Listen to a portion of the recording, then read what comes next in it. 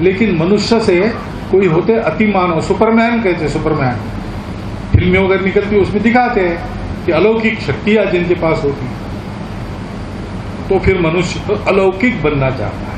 लोकसभा चुनाव के साथ ही आरएसएस और मोदी सरकार के बीच तल्खियां बढ़नी शुरू हो गई थी और अब ये तल्खियां संघ और बीजेपी के नेताओं के बयानों में भी दिखाई दे रही हैं। इसकी शुरुआत लोकसभा चुनाव के दौरान बीजेपी अध्यक्ष जेपी नड्डा के बयान से हुई थी, जिसमें उन्होंने कहा था कि बीजेपी को आरएसएस की जरूरत नहीं है। नड्डा को उस समय तो आरएसएस ने जवाब नहीं दिया था, लेकिन लोकसभा चुनाव में जब बीजेपी को हार मिली तो संघ ने बीजेपी हाईकमान को घेर लिया। मोहन भागवत ने तो नरेंद्र मोदी का नाम लिए बिना उन पर ही तीखा हमला कर दिया था। भागवत ने लोकसभा चुनाव के बाद कहा था कि ये अहंकार नहीं करना चाहिए कि जो कुछ भी किया मैंने किया। और अब एक बार फिर उनका एक बयान सामने आया है। भागवत संघ के कार्यक्रम में शामिल होने के लिए झारखंड के गुमला में पहुंचे थे। पहले देखते हैं भागवत के बयान को। आगे बढ़ने का कोई अंत होता है क्या? इतना आगे जिसका कोई छोर नहीं, जहां पूर्णता ही मर्यादा हो, सीमाओं की डोर नहीं। विकास एक ऐसी चीज है, यहां तक विकास करना सोच के विकास किया, वहां गए, वहां पहुंचने के बाद दिखता है कि इसके भी आगे है,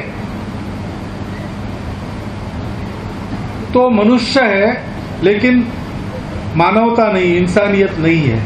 वो मनुष्य बन जाए असली पहले, वहां जाने के बाद उसको लगता है लेकिन मनुष्य से कोई होते अति मानव, सुपरमैन कहते, सुपरमैन फिल्में वगैरह निकलती उसमें दिखाते हैं कि अलौकिक शक्तियां जिनके पास होती, तो फिर मनुष्य अलौकिक बनना चाहता है, सुपरमैन बनना चाहता है, अति मानव बनना चाहता है। लेकिन वहां रुकता नहीं, उसको लगता है कि देव बनना चाहिए, तो देवता बनना चाहता है। लेकिन देवता कहते कि हमसे तो भगवान बड़ा है, वो भगवान बनना चाहता है। और भगवान कहता है कि मैं तो विश्व रूप हूं, अभी तो आपको एक रूप में दिख रहा हूं, लेकिन मेरा जो सारे विश्व में व्याप्त ऐसा बिना आकार का रूप है, वो असली मैं। तो वहां भी कुछ है क्या रुकने की जगह, कि वहां से भी आगे कुछ है, ये कोई जानता नहीं है। ऐसे कह नहीं सकता, नहीं है ऐसे भी कह नहीं सकता। लेकिन एक बात जरूर इससे कहते लोग कि विकास का कोई अंत नहीं है। भागवत ने एक बार फिर नाम नहीं लिया, लेकिन उनके बयान से एक बात साफ हो गई कि निशाने पर पीएम नरेंद्र मोदी ही है। याद कीजिए, नरेंद्र मोदी जब तीसरी बार पीएम बने थे तो उसके बाद उनका एक बयान सामने आया था, जिसमें मोदी ने कहा था, जब मेरी मां जीवित थी तो मैं मानता था कि मैं जैविक रूप से पैदा हुआ हूं।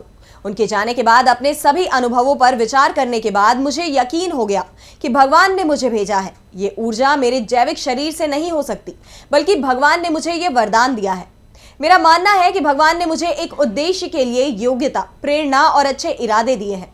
नरेंद्र मोदी ने जब ये बयान दिया, उसके बाद से इंडिया गठबंधन ने उन पर जमकर हमले बोले थे। और सबसे बड़ी बात तो ये कि आरएसएस ने उस समय भी पीएम मोदी का बचाव नहीं किया था। दरअसल संघ और बीजेपी के बीच दूरियां आनी तो पहले ही शुरू हो चुकी थी, लेकिन मोदी सरकार के कई फैसलों ने इस दूरी को और बढ़ा दिया। लोकसभा चुनाव के बाद से ही आरएसएस से जुड़ी पत्रिकाओं में बीजेपी पर जमकर निशाना साधा जा रहा है।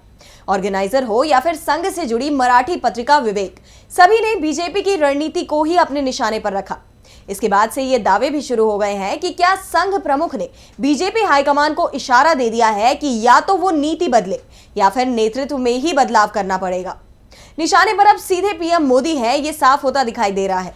भागवत ने भले ही नाम किसी का नहीं लिया है, लेकिन उनके बयान के मायने एकदम साफ समझे जा रहे हैं। सबसे बड़ी बात तो ये कि जहां यानी झारखंड में भागवत ने बयान दिया है, वहां 3 महीने बाद ही विधानसभा के चुनाव भी होने जा रहे हैं। साफ है, भागवत के इस बयान का असर 3 महीने बाद ही दिखाई दे जाएगा और शायद उससे पहले भी इसका असर दिखाई दे सकता है। भागवत ने तो बयान दे दिया है, अब उनके जवाब का इंतजार किया जा रहा है। शुरुआत जेपी नड्डा से हुई थी। नड्डा मोदी की तरफ से मैदान संभालते रहे हैं। ऐसे में क्या नड्डा की तरफ से भागवत को जवाब दिया जाएगा या फिर भागवत की तरफ से ही इसे लेकर कोई दूसरा बयान सामने आएगा? वैसे जेपी नड्डा का अध्यक्ष पद भी अब ज्यादा दिन तक उनके पास में नहीं होगा। इस साल के आखिर तक बीजेपी को नया राष्ट्रीय अध्यक्ष मिलना है। तो भागवत के बयान के बाद चर्चा तो यहां तक हो रही है कि बीजेपी के साथ ही देश को भी नया नेता मिल सकता है।